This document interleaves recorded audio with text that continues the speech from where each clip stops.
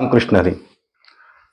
माऊली ज्ञानोबरायांच्या संजीवन समाधी सोहळ्यानिमित्त आपल्या संतांची अमृत वचने या यूट्यूब चॅनलवरती आज आपल्या सर्व श्रोतृवर्गांसाठी हरिभक्तीपरायण किसन महाराज चौधरी यांचं आपण पसायदान या विषयावरती प्रवचन करण्याचं ठरवलं आहे. महाराज इथे उपस्थित आहेत. महाराजांचा परिचय आपल्याला आहे. महाराज पसायदान या विषयावरती लगेच प्रवचन चालू करतील. रामकृष्ण हरी, रामकृष्ण हरी, रामकृष्ण हरी.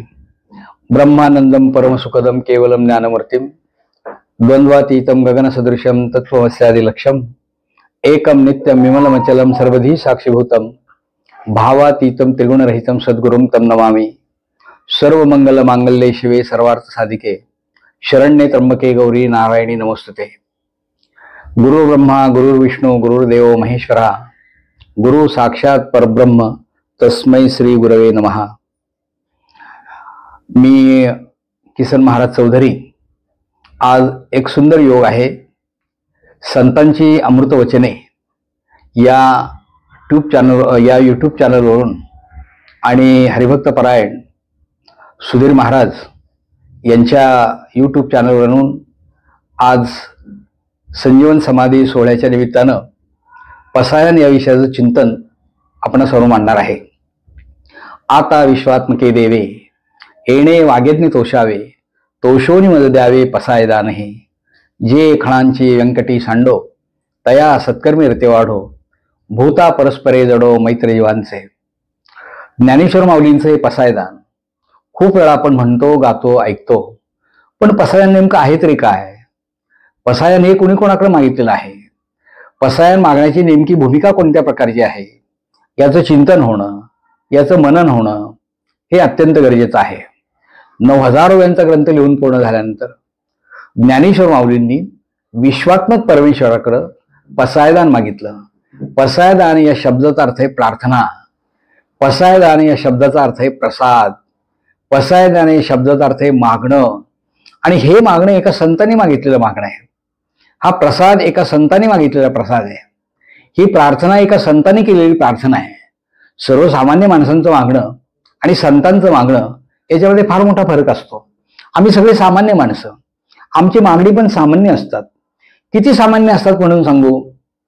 कुठेतरी सत्यनारायणाची पूजा असते, गुळगुळीत झालेलं 10 पैशाचं नाणं कुठेही चालत नाही, ते आम्ही देवापुढे ठेवतो आणि देवाजवळ मागणं मागतो. पुत्र पौत्र धन धान्य संपत्ती लक्ष्मी मालगाडीसारखं लांबलंच का आम्ही मागणं मागतो. पण असामान्य माणसांचं मागणं बाकी असामान्य असतं. तुकाराम महाराजांना जेव्हा पांडुरंग प्रसन्न झाले तेव्हा पांडुरंगाने विचारलं, तुकोबा राया काही मागायचं असेल ते मागा.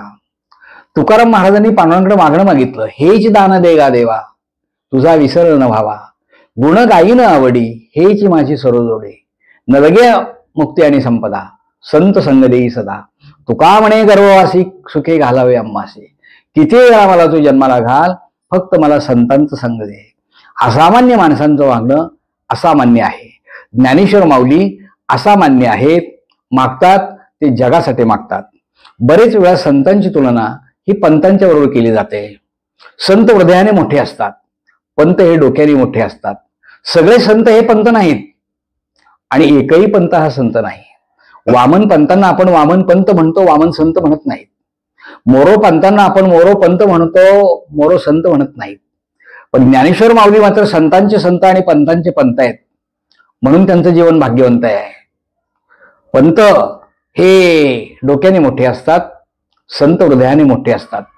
ज्ञानेश्वर माऊली हे संत आहेत आणि म्हणून ज्ञानेश्वरी सारखा प्रचंड तत्वज्ञानाचा ग्रंथ लिहिला. 9000 वेळा लिहून पूर्ण झाल्या आणि त्यांनी आपल्या विश्वात्मक परमेश्वराकडे पसायदान मागितलं. आता विश्वात्मके देवे प्रत्येक शब्द माऊलीने तोडून वापरलाय. प्रत्येक शब्द तोडून वापरलाय. आता शब्द का वापरला? एखादं काम आम्ही हाती घेतलं आणि काम पूर्ण झालं की आमच्या तोंडातून पहिल्यांदा शब्द बाहेर पडतो आता. याला पण कर्तव्यपूर्तीचा आनंद असं म्हणतो. उदाहरण सांगितलं म्हणजे आपल्या लक्षात येईल. मुलगी लहान असते, वडील तिला मोठं करतात, शाळेमध्ये पाठवतात, कॉलेजमध्ये पाठवतात, BA करतात, MA करतात, 4-2 हजार रुपये पगाराची नोकरी मिळवून देतात, 2-4 उंबरठे शिजवतात, लग्न सोहळा संपन्न होतो. मुलगी सगळ्यांचा निरोप घेते. पहिल्यांदा आपल्या आईचा निरोप घेते, नंतर आपल्या भावाचा निरोप घेते, नंतर आपल्या मैत्रिणींचा निरोप घेते आणि सगळ्यात शेवटी वडिलांकडे जाते. वडील तिला म्हणतात, बघ बाळे, तुला मी शाळेमध्ये शिकवलं, कॉलेजमध्ये शिकवलं, BA केलं, MA केलं, 4-2,000 रुपये पगाराची नोकरी मी तुला मिळवून दिली. आता दिल्या घरी तू सुखी राहा. कर्तव्य पूर्तीचा आनंद वडिलांना आहे. 9,000 ओव्यांचा ग्रंथ लिहून पूर्ण झाल्यानंतर ज्ञानेश्वर माऊलींना एवढा मोठा आनंद झाला असेल की ते आनंदापोटी शब्द बाहेर पडलाय, आता विश्वात्मके देवे. मागणं मागितलंय त्यांनी, आपल्या गुरुरायांकडे मागणं मागितलंय. त्यांचे गुरु हे निवृत्तीनाथ महाराज आहेत आणि ते विश्वात्मक परमेश्वर आहेत. कारण गुरूंच्यावर त्यांची खूप मोठी श्रद्धा आहे. पहिल्याच अध्यायामध्ये ते म्हणतात, मज हृदयी सद्गुरु जेणे तारिलो हा संसार पोरू, म्हणून विशेष अत्यादुरू विवेकावरी. माझ्या गुरुजींचं स्थान माझ्या जीवनामध्ये एवढं मोठं आहे की जीवनामध्ये योग्य काय आणि जीवनामध्ये अयोग्य काय ते केवळ माझ्या गुरूंनी मला शिकवलं. एका ठिकाणी ते म्हणतात, म्हणून जाणते नाही गुरु भजिते आणि कृतकार्य होई दे, जैसे मूळ सिंचने सहजे शाखा पल्लव संतोषते. किंवा पहिल्याच अध्यायामध्ये ते म्हणतात, जयाते कामधेनु माये तयासी अप्राप्य काही आहे, म्हणून मी प्रवर्तलेलो आहे ग्रंथी आहे. एवढं मोठं स्थान माऊलींच्या जीवनामध्ये निवृत्तीनाथ महाराजांचं आहे. एका अभंगामध्ये ते म्हणतात, श्रीगुरु सारिका असता पाठे राखा, इतरांची लेखा कोण करी, राजयाची कांता काय विक मागे, मनाची अवघे सिद्धी पावे, कल्पतरू तळवटी जो कोणी वैसला, काय वानू सांगा त्याला जिजो, ज्ञाना म्हणे अवघा तरलो तरलो, अवघा उद्धरलो गुरु कृपे. एवढं मोठं गुरुजींचं स्थान. असे गुरुजी निवृत्तीनाथ महाराज विश्वात्मक परमेश्वराकडे आहेत. त्यांच्याजवळ हे मागणं मागतात, हे विश्वात्मक परमेश्वरा, मी जो ज्ञानयज्ञ केलेला आहे, या ज्ञानयज्ञाने तुम्ही प्रसन्न व्हा, तोषोनी मज द्यावे पसायदा नाही. कोणत्या प्रकारचा ज्ञानयज्ञ झाला? 725 वर्षापूर्वीचा प्रसंग आहे. ही चारही भावंड पैठणला गेलेली होती, शुद्धीपत्र आणण्यासाठी गेलेली होती. पण तत्कालीन धर्ममार्तंडांनी संन्यासाला मुलं झालीच कशी अशा प्रकारचा एक प्रश्न उपस्थित केला. शुद्धीपत्र देण्याचं नाकारलं, पण जेव्हा रेड्याच्या मुखातून वेद बोलवले गेले त्यावेळेला एक प्रकारचा चमत्कार घडला. बसलेले होते ते पटकन उठले, उठलेले होते मटकन खाली बसले, हातातली पोथ्या पुस्तकं गळून पडली आणि ज्ञानदेवांचा जय जयकार असो अशा प्रकारच्या घोषणा सुरू झाल्या. आता शुद्धीपत्र घेण्याची कुठल्याही प्रकारची गरज नव्हती. 2 महिन्याच्या मुक्कामानंतर माऊली आणि ही चारही भावंड आळंदीकडे यायला निघालेली आहेत. रात्रीची वेळ आहे, पांढरं शुभ्र चांदणं पडलंय, बैलगाडीतून प्रवास करतायत. बैलगाडी हाकण्याच्या मागच्या बाजूला निवृत्तीनाथ, सोपान काका, मुक्ताबाई बसलेले आहेत. माऊलींना आपल्या आईची आणि बाबांची आठवण झाली आणि ते निवृत्तीनाथांना म्हणतात, दादा, लोक नमस्कार करतात तो चमत्काराला नमस्कार करतात, पण त्यासाठी आपली आई आणि बाबा मात्र आपल्याला गमवावे लागले. ज्ञानदेवांच्या डोळ्यातून घळघळा अश्रू वाहत होते.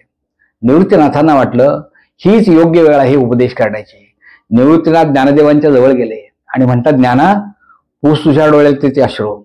तुझा जन्म कृष्णाष्टमीचा आहे. भगवान श्रीकृष्णाच्या मुरलीचे सूर तुझ्या मुखामध्ये आहेत. खरा धर्म तू लोकांना सांग, मायबोलीतून सांग, मराठीतून सांग. आणि जेव्हा ही मुलं नेवासे या गावी आली त्यावेळेला मौनी बाबांच्या मंदिरात पैसाच्या खांबाला टेकून ज्ञानेश्वर माऊलींनी भगवद्गीतेसारखा प्रचंड तत्वज्ञानाचा ग्रंथ समोर ठेवला. सच्चिदानंद बाबा बाजूला बसले, निवृत्तीनाथ, सोपान काका, मुक्ताबाई आहेत.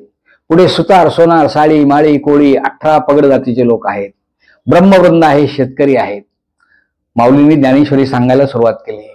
ओम नमो जी आद्या वेद प्रतिपाद्या, जय जय स्वसंवेद्या आत्मरूपा, देवा तुची गणेशू, सकलार्थमते प्रकाशू, म्हणे निवृत्तीदासू अवधारी जोजे. एकापेक्षा एक 9,000 ओव्या लिहून पूर्ण झाल्या आणि मग शेवटची ओवी लिहिली, किंबहुना तुमचे केले धर्मसंकीर्तन हे सिद्धी गेले, येथे उरले जी केवळ पायीकपण. आणि मग पसायदान मागितलं, आता विश्वात्मके देवे येणे वाग्यज्ञ तोषावे. हे गुरुराया, मी जो ज्ञानयज्ञ केलेला आहे या ज्ञानयज्ञाने तुम्ही प्रसन्न व्हा, तोषोनी मला द्यावे.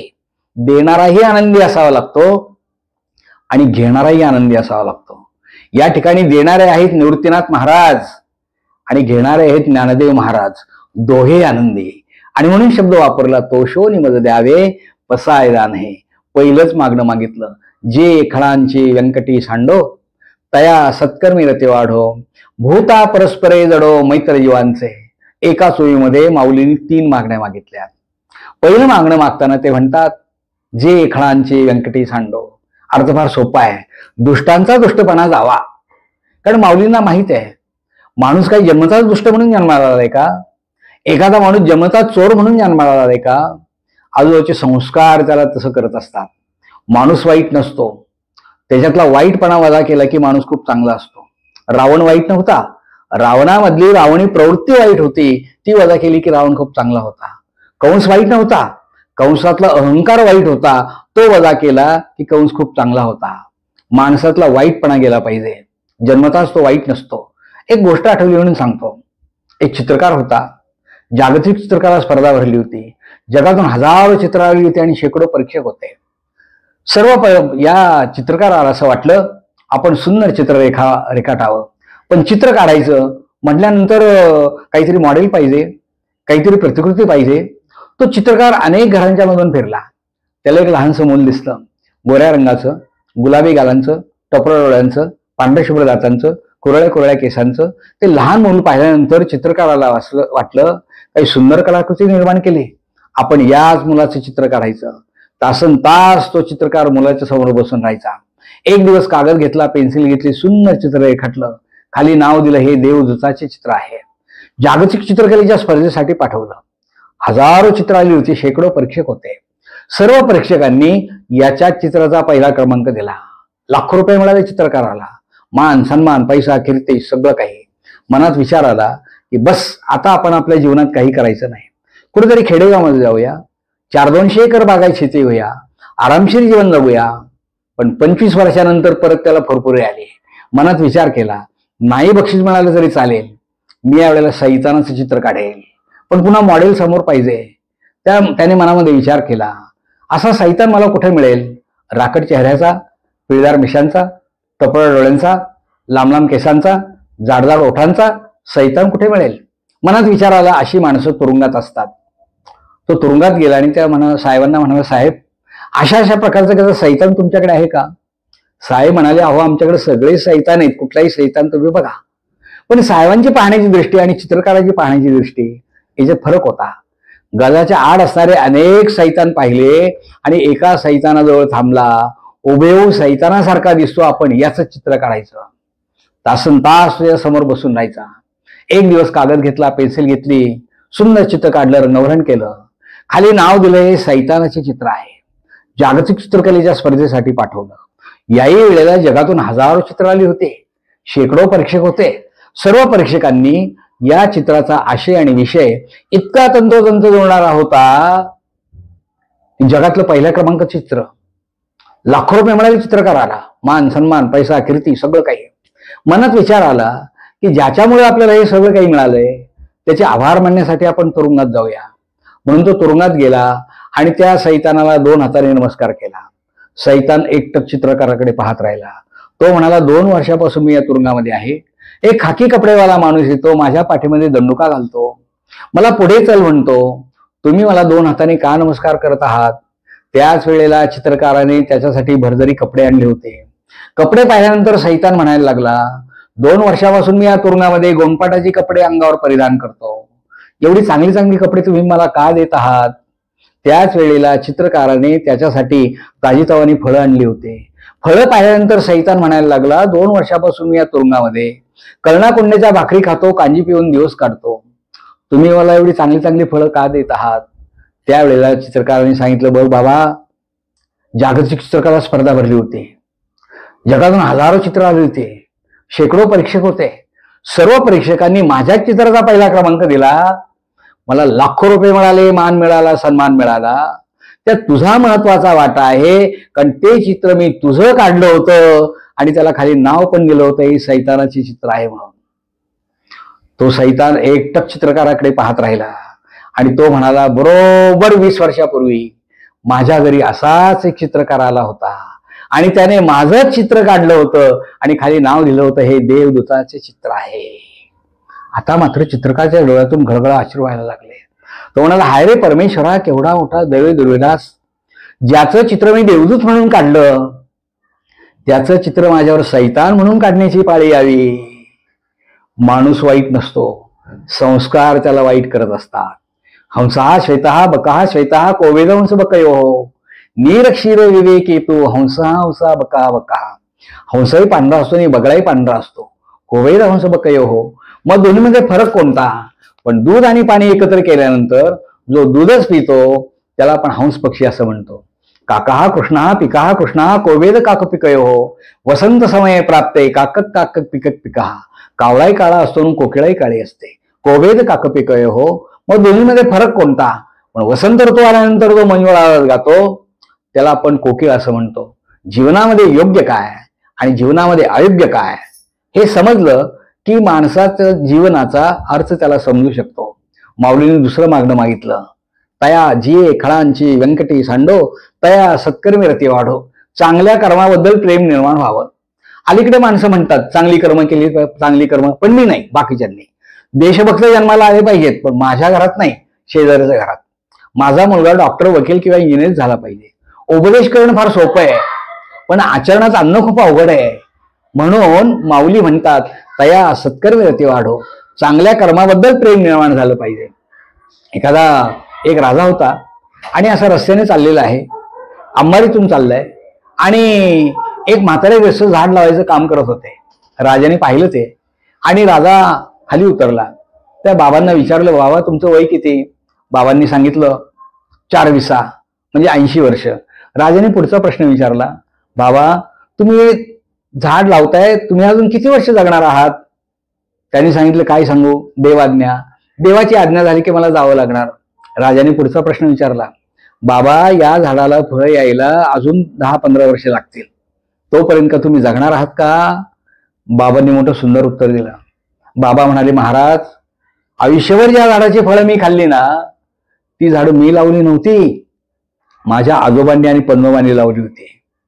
हे झाड मी याच्यासाठी लावत आहे की या झाडाची फळं माझी नातवंड आणि पतवंड खातील. तया सत्कर्मी रती वाढो. चांगल्या कर्माबद्दल प्रेम निर्माण झालं पाहिजे. माऊलींनी तिसरं मागणं मागितलं, भूता परस्परे जडो मैत्र जीवांचे. याही मागणीचा अर्थ फार सोपा आहे. एकमेकाने एकमेकावर प्रेम करावं. माऊली असं म्हणतात, जे जे भेटे भूत ते ते मानिजे भगवंत.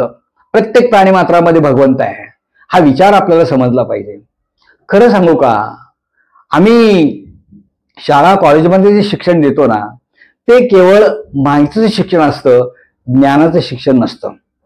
प्रत्येक व्यक्तीमध्ये चैतन्य तत्व आहे आणि हे चैतन्य सर्वांच्या मध्ये सारखंच आहे. याची जाणीव आम्हाला झाली की माणसं भांडतील का एकमेकाबरोबर? भेद शरीराचा असेल, रंगाचा असेल, रूपाचा असेल, पण चैतन्य मात्र सगळ्यांच्या ठिकाणी सारखं असतं. एक राजा होता. राजाला एक व्यसन होतं. मोठ्या माणसांची व्यसनं मोठीच असतात. राजाने एक आरशे महाल तयार केला होता. भिंती आरशाच्या, छत आरशाचं, जमीन आरशाची. राजा काय करायचा, रोज एक कुत्रा आरशे महालामध्ये सोडायचा. कुत्रा आतमध्ये गेलं की ते वर खाली मागे पुढे इकडे तिकडे पाहायचं. आरशात त्याला जिकडे तिकडे कुत्रीच कुत्री दिसायची आणि एका कुत्र्याने दुसऱ्या कुत्र्याला पाहिलं आणि ते गप्प बसलं. असं कधी होतं का? ते कुत्रं जोरात भुंकायचं आणि आरशात त्याला दिसायचं. मग ते आरशातल्या कुत्र्यावर हे कुत्रं धावत जायचं. आरशावर तोंड आपटून आपटून रतंबाळ व्हायचं, तडफडायचं, मरून जायचं. त्याची तडफड पाहिली की राजाला खूप आनंद व्हायचा. तेव्हा रोज मेलेलं कुत्रं पाहिल्याशिवाय राजाला जेवणच जायचं नाही. काही गोष्टींची आम्ही सवय लावतो, सवयीचं रूपांतर स्वभावामध्ये होतं. राजाचा स्वभावच तयार झाला. नगरीतली सगळे कुत्रे वेळ संपून नोकरांनी सांगितलं, महाराज आता नगरीत एकही कुत्रा शिल्लक नाही. राजाने सांगितलं, ते काही नाही, दुसऱ्या देशातून तुम्ही आयात करा, इम्पोर्ट करा, पण कुत्र्याची तडफड पाहिल्याशिवाय मला जेवण जाणार नाही. 8 दिवस उपवास करायची पाळी आली. 8 दिवस. 8 दिवसानंतर एका ऋषीमुनींच्या आश्रमातून कुत्रा शोधून आणला. राजाला काय आनंद झाला. राजाने तो कुत्रा आतमध्ये सोडला. ते वर खाली मागे पुढे इकडे तिकडे पाहायला लागलं, पण कुत्र काय भुंके ना. राजाला मोठं नवल वाटलं. राजाने लगेच नोकरांना सांगितलं, कुठून आणला हा कुत्रा? नोकरांनी सांगितलं, अमक्या अमक्या स्वामींचा आणला. ताबडतोब त्यांना घेऊन या. स्वामी महाराज हजर. राजाला नमस्कार केला. राजाने विचारलं की स्वामीजी जेवढी म्हणून कुत्री मी आरशे मालामध्ये सोडली ती एकमेकाकडे पाहत होती, तडफडत होती, भुंकत होती. तुमचा कुत्रा काय नाही भुंकला. तेव्हा स्वामींनी सांगितलं, महाराज याला 2 कारण आहेत. पहिलं कारण असं, तो कुत्रा माझा आहे. दुसरं कारण असं, मी रोज सकाळी उठलो की आंघोळ करतो. माझी आंघोळ झाली की मी माझ्या कुत्र्याला आंघोळ घालतो. माझी आंघोळ झाली की मी देवपूजा करतो आणि माझ्या कपाळाला गंध लावतो. त्याच वेळेला मी माझ्या कुत्र्याच्या कपाळाला सुद्धा गंध लावतो. माझा गंध माझ्या कपाळाला कसा आला याच्यासाठी मी रोज आरशात पाहतो आणि कुत्र्याचा गंध त्याच्या कपाळाला कसा लागला याच्यासाठी कुत्र्याला मी रोज आरसा दाखवतो. आणि आरशात पाहून पाहून कुत्र्याला हे माहीत झालंय की आरशातलं कुत्रं दुसरं तिसरं कोणी नसून आपणच आहोत. मग कुत्र भुंकेल कसं? माझ्यातलं चैतन्य आणि इतरांच्या मधलं चैतन्य हे एकच आहे याची जाणीव माणसाला झाली की माणसं भांडतील का एकमेकाबरोबर? भेद शरीराचा असेल, रंगाचा असेल, रूपाचा असेल, पण चैतन्य मात्र सगळ्या ठिकाणी सारखं असतं. मुंगीपासून तर हत्तीपर्यंत, मानवापासून तर ब्रह्मदेवापर्यंत चैतन्य सगळ्यांच्या ठिकाणी सारखं आहे. माझ्यामध्ये जो आहे तो आत्मा आणि तो इतरांच्या ठिकाणी पाहणे याला आपण परमात्मा असं म्हणतो. माझ्यामध्ये जो आहे तो ईश्वर आणि इतरांच्या ठिकाणी पाहणे याला आपण परमेश्वर असं म्हणतो. माऊलीने हेच मागणं मागितलंय, एकमेकाने एकमेकावर प्रेम करावं. साने गुरुजी सुद्धा म्हणतात ना, खरा तो एकची धर्म, जगाला प्रेम अर्पावे. फुलांना, फळांना, पशूंना, पक्ष्यांना, सगळ्यांना प्रेम अर्पावे. माऊलीने 4थं मागणं मागितलं, दुरितांचे चिमेर जाओ, विश्व स्वधर्म सूर्य पाहो, जो दे वांछील तो ते लाहो प्राणी जात. याही ओळीमध्ये माऊलींनी पुन्हा 3 मागण्या मागितलेल्या आहेत. 4थं मागणं मागताना ते म्हणतात, दुरितांचे तिमिर जाओ. सोपा अर्थ आहे, अज्ञानाचा अंधकार दूर व्हावा. जोपर्यंत आपल्यातलं अज्ञान जात नाही तोपर्यंत दिव्य ज्ञानाची प्राप्ती कधी होत नाही. एखादा कंदील असतो, कंदिलाची काच आतल्या बाजूने काळी झालेली असते, ज्योतीचा प्रकाश कधी बाहेर पडणार नाही. पण ज्ञानाच्या फडक्याने अज्ञानाची काजळी जर आम्ही स्वच्छ केली तर दिव्य ज्ञानाचा प्रकाश बाहेर पडेल. आमच्यातलं अज्ञान गेलं पाहिजे. दुरितांचे तिमिर जावो, अज्ञानाचा अंधकार दूर व्हावा. समोर 2 फ्लॅट होते बरं का, फ्लॅट, आणि दुसऱ्या मजल्यावर दोघेच नवरा बायको राहत होते. बायको जरा कुरकुरे स्वभावाची होती. ती गॅलरीमध्ये उभी राहिली की समोरच्या बाईने तिची कपडे तिच्या गॅलरीत वाळत घातलेली असायची. या बाईला हिच्या गॅलरीतून समोरची कपडे दिसायची. नवरा कामावरून आला की नवऱ्याला म्हणायचे, बघितलं का ती समोरची बाई किती घाणेरडी आहे, साधी कपडे सुद्धा तिला चांगली धुता येत नाहीत. नवऱ्याने म्हणावं, काय करायची जगाची धुणी धुवून आपल्याला, आपलं धुणं आपण धुवायचं. ती तिकडे लिव्हिंग वापरू दे, नाही तर ओके वापरू दे, नाही तर टीव्हीतलं आणखीन कुठलं साबण वापरू दे, पण बाईचा स्वभावच जायचा नाही. एक दिवस रविवार होता, तिने सगळं घर स्वच्छ करायला सुरुवात केली. याला वाटलं आपणही मदत करावी. त्याने पण टेबल, खुर्च्या, काचा वगैरे पुसल्या. सोमवारी नेहमीप्रमाणे कामावर गेला. 5:30ला घरी आला. आज न सांगता चहा तयार होता. एका डिशमध्ये गरम गरम पोहे होते, एका डिशमध्ये बिस्किट सुद्धा ठेवलेले होते. मनात विचार आला, आज स्वारी फार खुश दिसते, सगळंच काही न सांगता झालेलं दिसतंय. तो तिला विचारणार. तेवढ्यात बायको म्हणते, अहो बघितलं का समोरच्या बाईने कपडे किती स्वच्छ धुतली ते? तर या गृहस्थांनी सांगितलं, अगं कपडे तिने रोजच्या सारखीच धुतलेली आहेत. गॅलरीत उभं राहून ज्या काचेमधून तू बघतेस ना, त्या काचेवर एवढे दिवस धूळ साचलेली होती. काल मी सगळी धूळ स्वच्छ केली म्हणून तुला कपडे स्वच्छ दिसत आहेत. जोपर्यंत आमच्यातलं अज्ञान जात नाही तोपर्यंत दिव्य ज्ञानाची प्राप्ती कधी होणार नाही. माऊलींनी हेच मागणं मागितलंय, दुरितांचे तिमिर जाओ. आणि मग पुढचं मागणं मागताना ते म्हणतात, विश्व स्वधर्म सूर्य पाहो. प्रत्येकाच्या जीवनामध्ये स्वधर्माच्या सूर्याचा उदय झाला पाहिजे. या ठिकाणी धर्म या शब्दाचा अर्थ माऊलींनी हिंदू, मुस्लिम, ख्रिश्चन, यहुदी, पारशी अशा प्रकारचा अर्थ घेतलेला नाही. तर धर्म या शब्दाचा अर्थ आहे स्वीकृत कार्य, निजाचार, नेमून दिलेलं काम, स्वतःचं काम, विहित कर्म. मी शिक्षक असेल, शाळेमध्ये प्रामाणिकपणे काम करणं हा माझा धर्म आहे.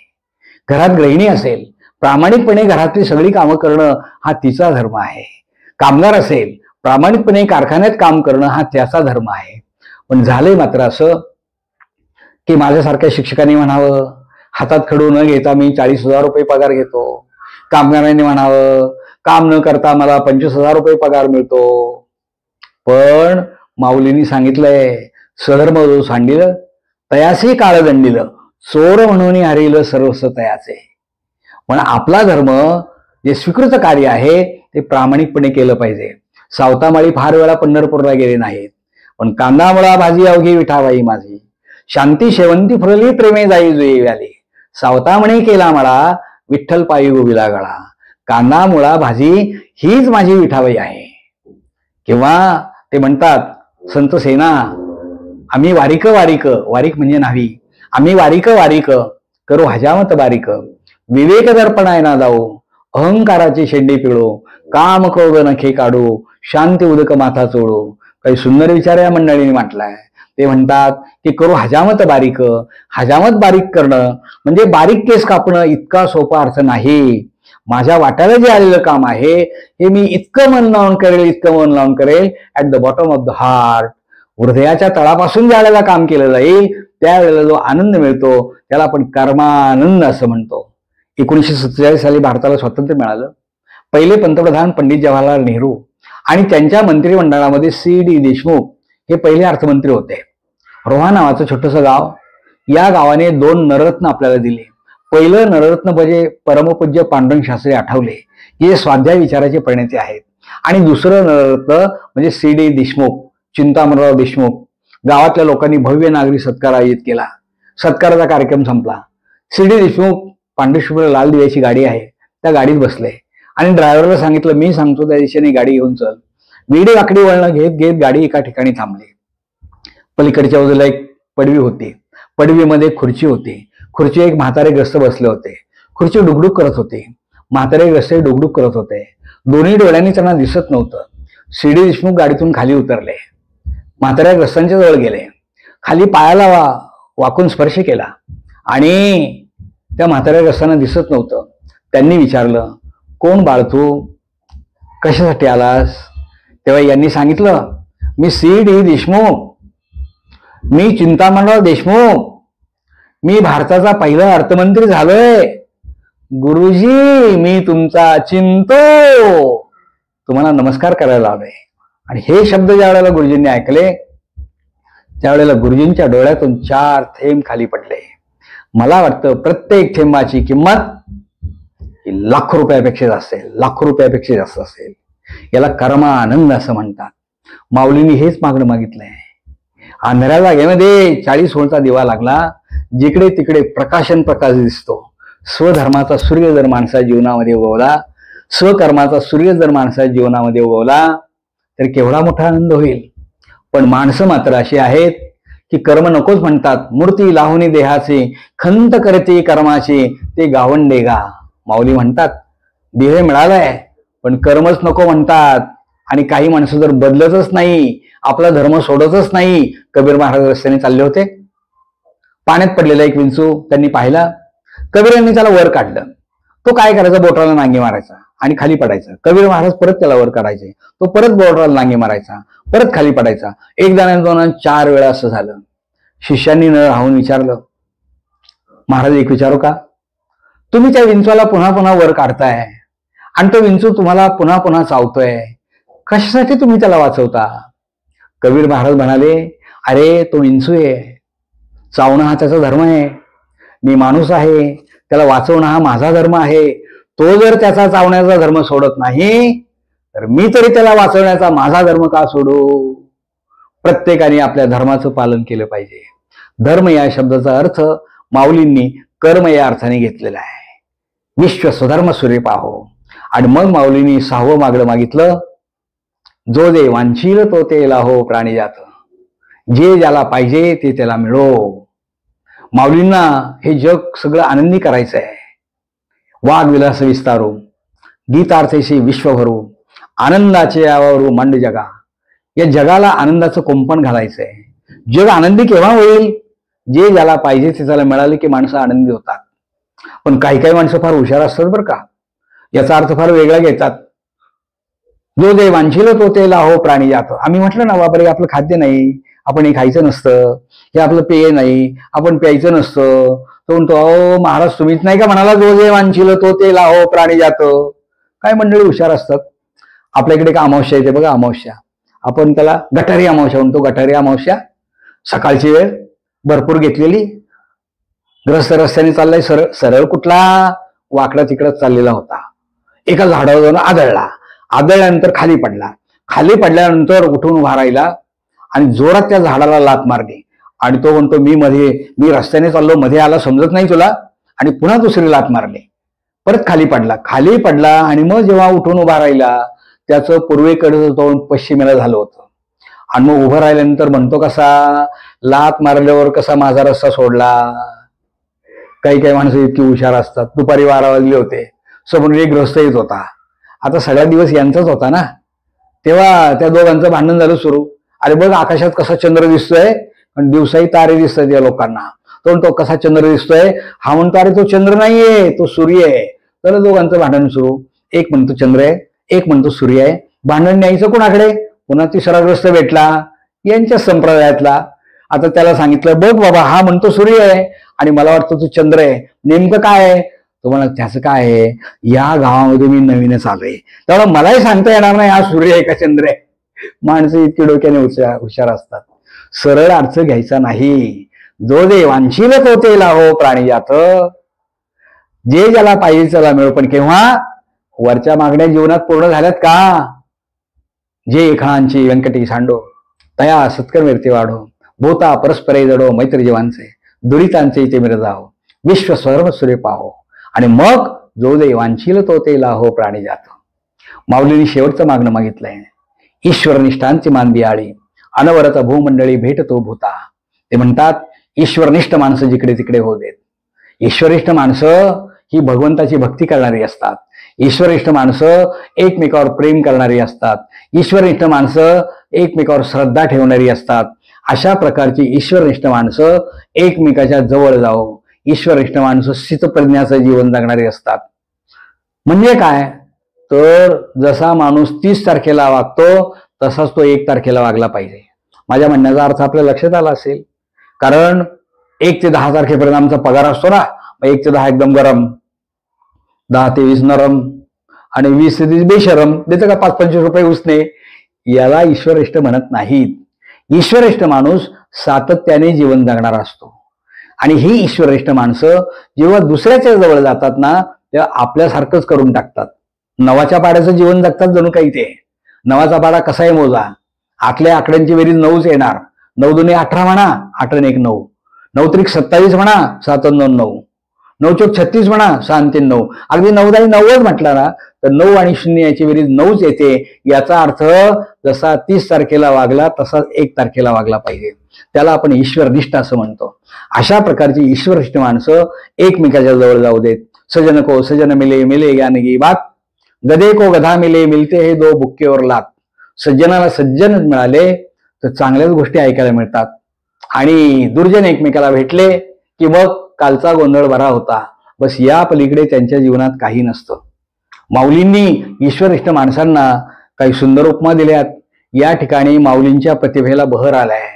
माऊली म्हणतात, या ईश्वरनिष्ठ माणसांना मी काय म्हणू? चला कल्पतरूंचे आरव. आपण कधी कधी म्हणतो बरं, चला कल्पतरूची आरव. चला म्हणजे काय? आईस्क्रीम खायला चला? चला, चला म्हणजे चालते बोलते. ईश्वरिष्ठ माणसं चालते बोलते कल्पतरू आहेत. चिंतामणीची गावं आहेत. अमृताचे समुद्र आहेत. अमृत, चिंतामणी, परीस, कामधेनू, कल्पतरू या गोष्टी कोणी पाहिल्यात? आहेत म्हणतात इंद्राच्या दरबारामध्ये, स्वर्गात. पण ते पाहण्यासाठी वर जावं लागेल आणि पाहिल्यानंतर खाली कोणी सांगायला आलाय का परत? मग माऊलीने काही सुंदर उपमा दिल्यात. ईश्वरनिष्ठ माणूस हा चालता बोलता कल्पतरू आहे. आणि कल्पतरूच्या खाली आपल्याला जावं लागतं. तो कल्पतरू एकाच ठिकाणी उभा असतो. पण ईश्वरिष्ठ माणूस हा चालता बोलता असतो. जेव्हा आपल्या जीवनामध्ये एखादं संकट येतं आणि आपल्याला त्या व्यक्तीने मदत केली की आपण पटकन म्हणतो, हा अगदी देवासारखा भेटला जर का, तोच कल्पतरू आहे, तोच कल्पतरू आहे. माऊली असं म्हणतात, एकच कल्पतरू नाही, कल्पतरूच्या बागा आहेत. आरव, कल्पतरूंच्या बागा.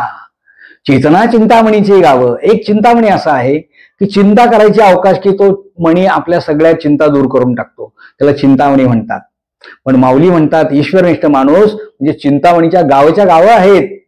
बोलते जे अर्णव, अर्णव म्हणजे समुद्र, आणि पियुष म्हणजे अमृत. अमृत आपण कधी पियुषांचे असं म्हणतो. पियुषांचे नाही म्हणायचं बरं. पियुष हा एकवचनी शब्द असतो. अमृताचे समुद्र आहेत. आणि अशा प्रकारचे ईश्वरनिष्ठ माणसं एकमेकाच्या जवळ जाऊ देत. माऊलींना असं वाटतं, किती वेळ मागत राहणार आहेत, आपण कुठेतरी हो म्हटलं पाहिजे. जोपर्यंत आपण हो म्हणत नाही तोपर्यंत ज्ञानदेव हे सारखं मागत राहणार आहेत. म्हणून कुठेतरी आपण थांबलं पाहिजे. आणि माऊली त्याचीच वाट पाहत होते.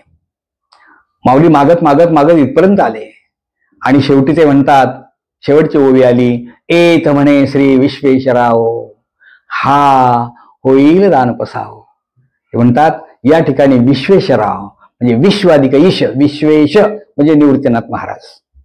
पसायला मागितलं विश्वात्मक परमेश्वराकडं म्हणजे निवृत्तीनाथांकडे मागितलं. आणि आशीर्वाद देत आहेत, निवृत्तीनाथ देतात. विश्वात्मक देव असे एत म्हणे श्री विश्वेश्वरराव हा होईल दान पसाव. आणि ज्ञानदेवा तुम्ही जे काही माझ्याकडे मागितलेलं मागणं आहे ना, हे सगळं पूर्ण होऊन जाईल. आणि हो म्हटल्याबरोबर माऊलींना एवढा मोठा आनंद झाला की पुढे ओळाली, एणे वरे ज्ञानदेव सुखिया झाला, थँक्यू गॉड. लगेच त्यांनी आपल्या देवाचे आभार मानले. हा शब्द का आला याचं 1-2 मिनिटात निरूपण करतो आणि या ठिकाणी थांबतो.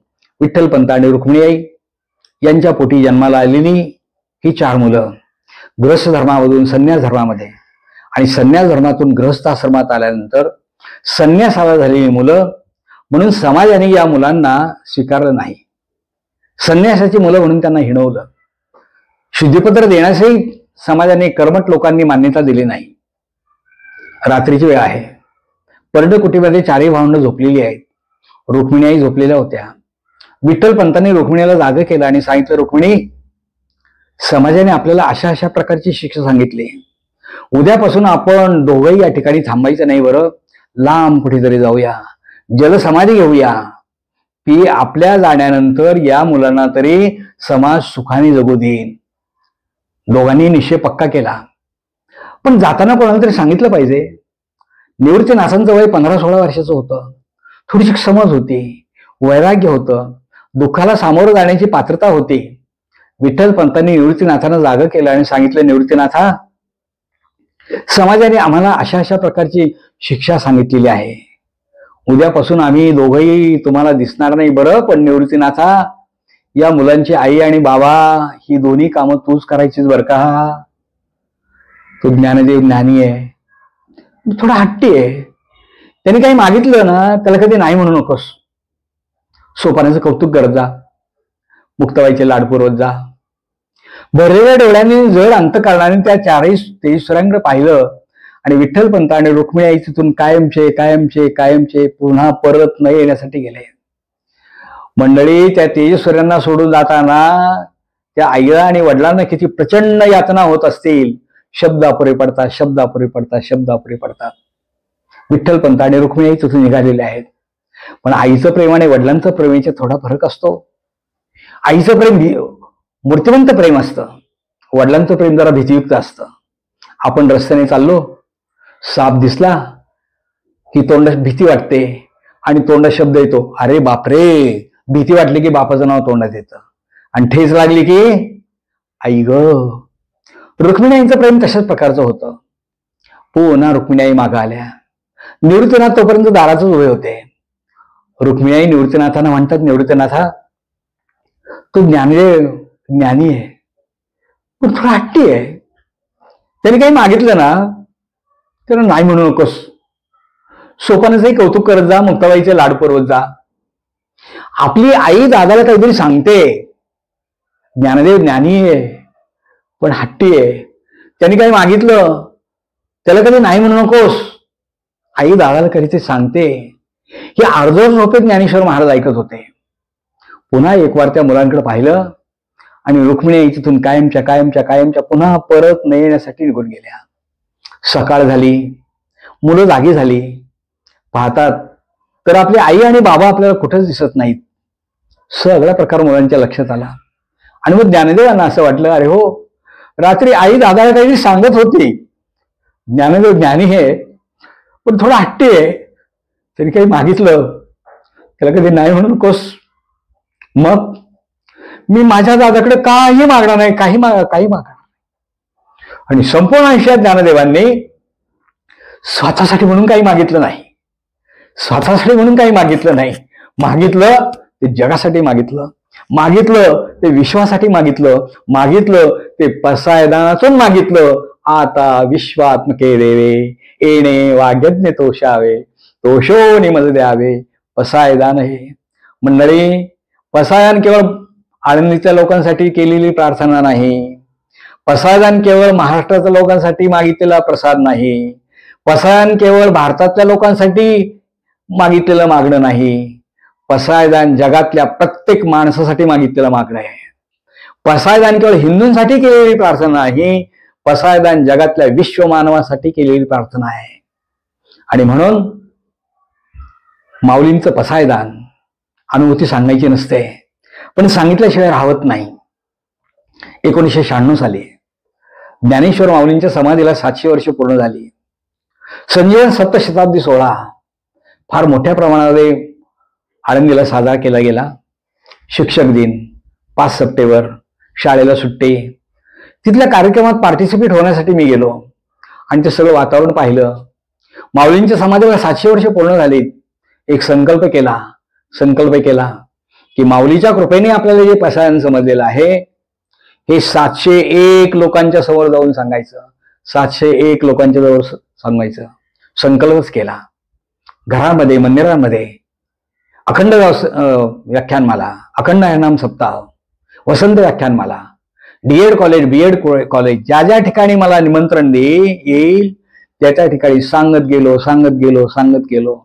पसायदानाचा प्रचार हा माझा श्वास झाला आणि पसायदानाचा प्रसार हा माझा उच्छ्वास झाला. कुठेतरी संकल्प करून 3-4 वर्ष झाली असतील नसतील, संकल्प करून कुठेतरी माझी 3-400 प्रवचनं झाली असतील नसतील. माऊलींनी माझ्या जीवनामध्ये एवढं मोठं पसायदान दिलं की त्यांनी मला डायरेक्ट 5 सप्टेंबर 2000 दिल्लीला राष्ट्रपतींकडेच पाठवून दिलं आणि आमच्या शिक्षकांच्या जीवनातला सर्वोच्च राष्ट्रपती पुरस्कार मला दिल्ली या ठिकाणी मिळाला. त्यामध्ये केवळ ज्ञानेश्वर माऊलींच्या पसायदानाची अनुभूती आहे. माझं एक छोटंसं मागणं आपल्या सगळ्यांजवळ आहे की हे जे पसायदान आहे हे आपण ऐकलं. आपल्या लहान लहान मुलांना मुद्दाम छोट्या छोट्या गोष्टी सांगितल्या, या मुलांना त्या गोष्टी सांगा, पसायदानाची ओळख होईल आणि पसायदान जगण्याचा प्रयत्न करा. अशा प्रकारची या ठिकाणी प्रार्थना करतो. हरिभक्त परायण आणि जी आपलं हे चॅनल चालवतात ते आमचे सुधीर महाराज यांनी या ठिकाणी एक सुंदर अशा प्रकारची संधी प्राप्त करून दिली. त्याबद्दल सर्वांच्या ठिकाणी कृतज्ञता व्यक्त करतो. आणि त्यांच्या चॅनलला आपण सगळे सबस्क्राईब करतच आहात, लाईक करत आहात आणि ऐकत आहात, परंतु जास्तीत जास्त लोकांच्यापर्यंत. कारण त्यांचा आणि माझा आणि आमच्या सर्व मंडळींचा एकच हेतू असतो की या समाजाचं भलं व्हावं. माऊलींनी जे सांगितलं ते प्रत्येकाच्या जीवनामध्ये यावं, अशा प्रकारचा विचार या ठिकाणी व्यक्त करतो. आणि आज संजीवन समाधी सोहळ्याच्या निमित्तानं आपल्या या चॅनलवर मला येण्याची संधी प्राप्त झाली, त्याबद्दल कृतज्ञता व्यक्त करतो. अगदी शब्द सुमनांच्या पलीकडे महाराजांना मी काय देणार. महाराज म्हणतात, आम्हा घरी जण शब्दाचीच रत्ने, शब्दाचीच श्रेय यत्न करो, शब्दची आमुच्या जीवाचे जीवन, शब्द वाटू धन जन लोका. अशा प्रकारची प्रार्थना करतो, शब्द सुमन समर्पित करतो आणि या ठिकाणी थांबतो. रामकृष्ण हरी, रामकृष्ण हरी, रामकृष्ण हरी.